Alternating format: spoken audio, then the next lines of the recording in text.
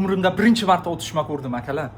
Birodarlar, xullas hosteldan komta olib maza qilib yotuvdim akalar. Har xil tovushlar eshitdim. Endi uni pistolet ham deb bo'lmaydi. Yana bilmadim, menimcha otishma bo'lib ketdi. Qarochi, o'ntalar politsiyalar, skorilar keldi. Bularni yotqizib, tekshirib, kim nimalar qilib yotibdi akalar. Birodarlar, xullas geto tomonlar kelib qoldim. Hamma qoralar, kriminal, nimalarni ko'rmadim men bu yerda akalar. Mana bu yerda odamlar yotdi, urishdi, qarochi nasha chekdi. Nimalar bo'lib ketmadi bu yerlarda akalar. Mana sizlarga Amerika. Birodarlar, welcome to America deydi-ku akalar. Ana shunaqa joy kelsangizlar, haqiqiy Amerikani his qilasizlar akalar. Bu bechora ayolcha nima qilgan bo'lsa, bu ayolchani ham olib ketdi akalar. Yana mashinalar keldi.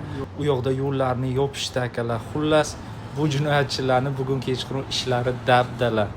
Xullas akalar, men bularni ro'parasidagi otelda bizda ham shunaqa muammo bo'lmasin-da, rayon realni shunaqa. Nimaga bu gapni aytyapman? Chunki muammo bo'lishi mumkin. Hozir shular вообще lishniy, poliz, AIDS, umuman hozir lishniy.